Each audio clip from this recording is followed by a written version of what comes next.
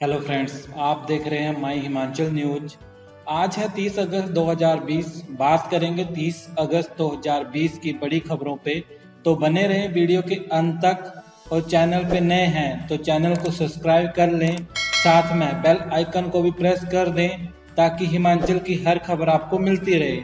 तो सबसे पहले बात करेंगे आज की हेडलाइंस पे, उसके बाद करेंगे विस्तार से। तो बने रहे वीडियो के अंत तक। तो सबसे पहले आज की कोरोना अपडेट के बारे में बात करेंगे। दूसरी खबर रहेगी अनलॉक 4 की गाइडलाइन जारी, शुरू होगी मेट्रो सेवा, बंद रहेंगे स्कूल जाने और किन पर दी गई रियायतें। तो अगली खबर रहेगी देश में कहीं भी जाने के लिए नहीं लेनी पड़ेगी अब इजाजत। अगली खबर रहेगी हिमाचल में कोरोना से 32वीं मौत, 56 वर्षीय महिला ने तोड़ा दम। तो अगली खबर रहेगी ऑनलाइन बुकिंग पर श्रद्धालु कर सकेंगे मां चिंतपूर्णी के दर्शन। अगली खबर रहेगी कोरोना पॉजिटिव पूर्व विधायक की पत्नी ने अस्पताल में किया हंगामा। तो अगली खबर रहेगी पंचायत सचिव का कारनामा, बुजुर्ग गरीब किसान को बना दिया सरकारी कर्मचारी। तो अगली खबर रहेगी हिमाचल में 27 और नई पंचायतों की अधिसूचना जारी। अगली खबर रहेगी हिमाचल के युवाओं के लिए सेना में शामिल होने का सुनहरा मौका है। अगली खबर है ने 95 लाख में खरीदी थी 5.5 करोड़ की जमीन। अब खबरें विस्तार से। तो 2 नवजात शिशुओं समेत प्रदेश भर में 144 कोरोना पॉजिटिव। तो हिमाचल प्रदेश में कोरोना के 144 नए मरीज शनिवार को सामने आए हैं। इनमें सबसे ज्यादा सिरमौर में 50, सोलन में 25, ऊना में 19, कांगड़ा में 14, हमीरपुर में 14, शिमला 6, चंबा 3 और मंडी और बिलासपुर में 2-2 मामले आए हैं। तो अगली खबर रहेगी अनलॉक 4 की गाइडलाइन जारी, शुरू होगी मेट्रो सेवा, बंद रहेंगे स्कूल। तो जानते हैं किन किन पर दी गई हैं रियायतें। तो केंद्र सरकार ने 30 सितंबर तक लागू रहने वाले अनलॉक 4 के लिए गाइडलाइन जारी कर दी हैं। सबसे बड़ी बात ये कि देश भर में मेट्रो सेवाओं को बहाल करने की हरी झंडी दी गई है। गाइडलाइन के मुताबिक 7 सितंबर से क्रमबद्ध तरीकों से संचालित करने की अनुमति दी जाएगी। आइए जानते हैं कि अनलॉक 4 के लिए जारी गाइडलाइन में किन सुविधाओं को मिली है इजाजत और किन पर बरकरार रखी हैं पाबंदियां। तो दिल्ली मेट्रो रेल कॉरपोरेशन ने कहा कि केंद्र सरकार के दिशा निर्देशों के अनुसार दिल्ली मेट्रो 7 सितंबर से अपनी सेवाओं को सार्वजनिक रूप से फिर से शुरू करेगी। दिशा निर्देशों में ये भी कहा गया कि सामाजिक, शैक्षणिक, खेल, मनोरंजन, सांस्कृतिक, धार्मिक, राजनीतिक समारोह और अन्य जमावड़ों को 100 व्यक्तियों की अधिकतम सीमा के साथ 21 सितंबर से अनुमति दी जाएगी। अब कोई भी राज्य बिना केंद्र सरकार की इजाजत के अलग से लॉकडाउन नहीं लगा सकता है। दिशा निर्देशों में कहा गया कि राज्य और केंद्र शासित प्रदेशों की सरकारें केंद्र सरकार के परामर्श के बिना कंटेनमेंट जोन को छोड़कर किसी भी स्थानीय स्तर पर लॉकडाउन नहीं लगाएंगी। कंटेनमेंट जोन में 30 सितंबर तक लॉकडाउन का सख्ती से पालन कराया जाएगा। राज्य के भीतर और एक से दूसरे राज्य में आने जाने पर कोई रोक नहीं होगी। यहाँ तक कि किसी को भी देश में कहीं भी जाने के लिए अलग से अनुमति नहीं लेनी होगी। सभी को सोशल डिस्टेंसिंग रखनी होगी। दुकानों पर ग्राहकों के बीच भी सोशल डिस्टेंसिंग रखना अनिवार्य होगा। यहाँ तक कि इस पर गृह मंत्रालय खुद नजर रखेगा। दिशा निर्देशों में शादी समारोह और अंतिम संस्कार का अलग से जिक्र नहीं है, लेकिन माना जा रहा है कि इनमें भी 100 लोगों के भाग लेने की इजाजत होगी। वैसे तो सभी स्कूल, कॉलेज, कोचिंग संस्थानों को खोलने की इजाजत नहीं मिली है, लेकिन मार्च से बंद पड़े हाई स्कूलों और उच्च शिक्षण संस्थानों में पहली बार हलचल शुरू होगी।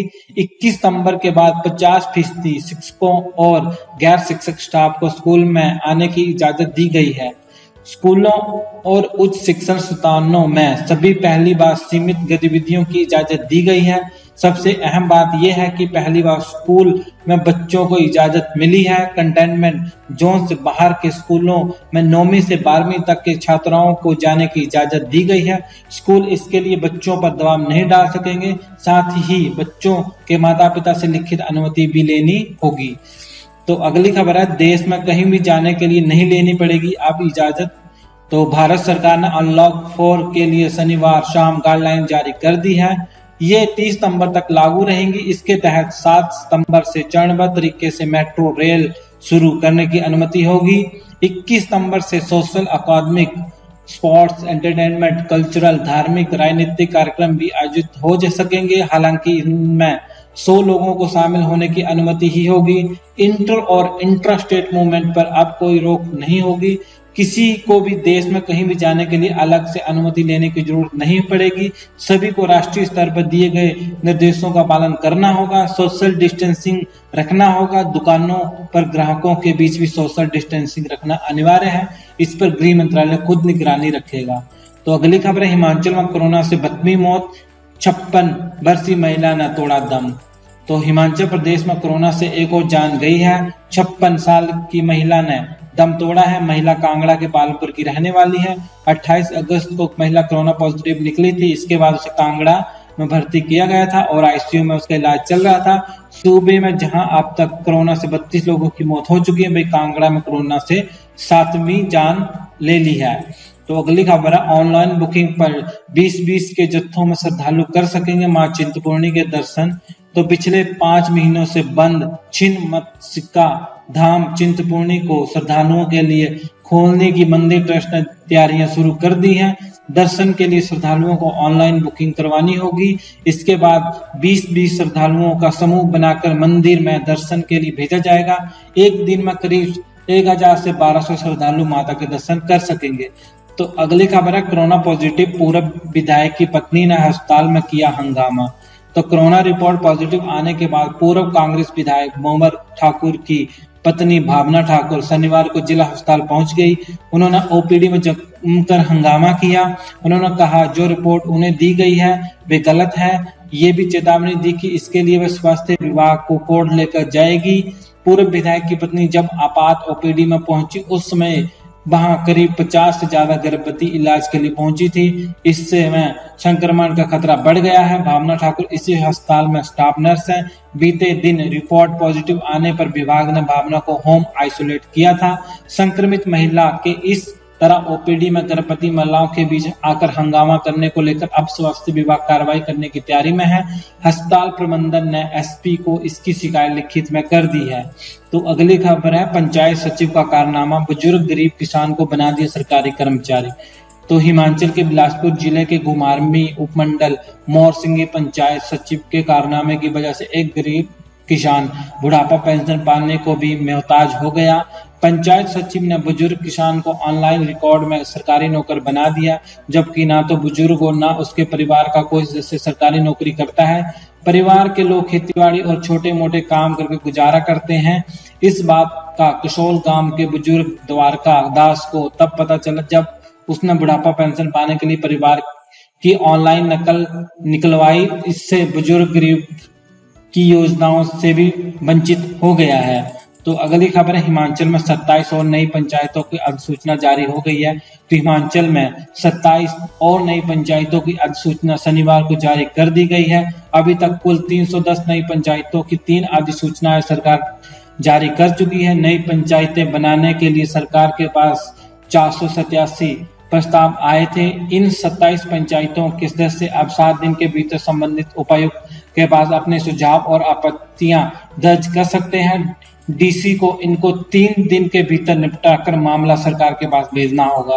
तो अगली खबर है, हिमाचल के युवाओं के लिए सेना में शामिल होने का सुनहरा मौका है। तो भारतीय थल सेना द्वारा मंडी, कुल्लू, लाहौल स्पीति के युवाओं को सेना में भर्ती होने का सुनहरा अवसर दिया जा रहा है। भर्ती निदेशक कर्नल एम राजाराजन ने बताया ये भर्ती 6 से 14 अक्टूबर 2020 तक आयोजित की जाएगी। इच्छुक युवा भर्ती के लिए अपना पंजीकरण 20 सितंबर 2020 तक भारतीय थल सेना की आधिकारिक वेबसाइट पर कर सकते हैं। तो अगली खबर है, मंत्री ने 95 लाख में खरीदी थी 5.5 करोड़ की जमीन। तो जमीन खरीद प्रोक्त मामले में कैबिनेट मंत्री के खिलाफ हुई विजिलेंस की प्रारंभिक जांच यानी कि डिस्ट्रिक्ट वेरिफिकेशन में पता चला है कि मंत्री ने करीब 5.5 करोड़ से ज्यादा की कीमत की जमीन को 95 लाख रुपए में खरीदा है। इसके अलावा जांच अधिकारियों को एक करीबी के नाम खरीदी जमीन में 7.5 लाख नकद देने की भी जानकारी मिली है। ऐसे में संभव है कि वो सौदे की असली कीमत छुपाने को लाखों के काले धन का नकद लेन देन किया गया है। विजिलेंस ने सरकार को रिपोर्ट सौंप दी है और मंत्री के भविष्य पर फैसला भी होना है। तो वीडियो को लाइक कर दीजिएगा, चैनल को सब्सक्राइब कर दीजिएगा। जय हिंद, जय भारत।